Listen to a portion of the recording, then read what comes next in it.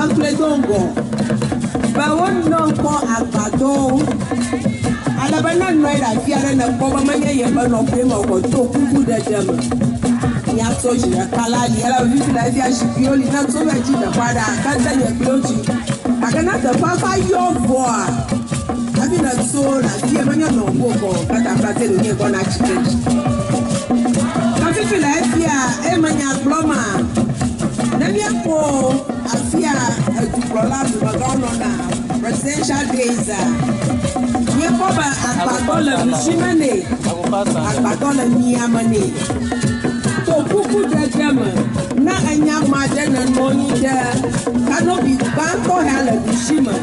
I don't cannot be a Banco Hella Niama, the presidential days. So, Puku the German, Rakumania no payment. Now, so she Kaladi. It's a security zone. It's a security zone.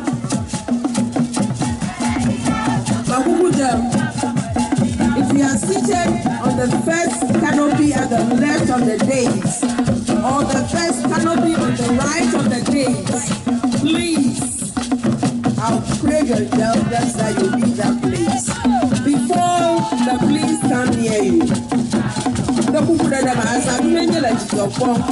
You give a police, you don't have your marathon. I want to so cool. Cannot be banter. And then cannot be banter on the Shima. And we are not going to go on that for.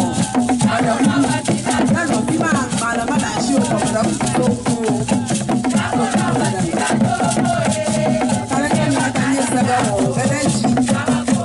The first canopy at the right of the days, the first canopy at the left of the days. Please, don't allow the police to chase you out of the place. And you can get them put to Tonado. Asilo! But I'm let me them put a fear, but Papa that's a soma. Uploaded a Boyatia. That can be a legit. Mapudana. Namiapa Fiato Buddha, the Messiah, and Namiapa Nola. Dog you play my mouth. Niapa Prola, Boya, Fiala, Yamanani. Yalo Comado, Jinamia, Granania, Fiola. Alla Kanya, Fiatu. That I'm a Fiola, for not feeling and for some other storage in your call. Well, to talk you play my mouth, Yapa Pro Fogalo. Namiapa, the Shinyapa, never near Badolo. Don't give my mouth, you see your table right beside me. Here we go. My Gigi or what now, Pata moments ago. You can hear the father money. You can hear the piano polo. Not too very soon we'll start everything. So please, if you're seated you want to sit somewhere for a while, this is the time for you to move to your correct place.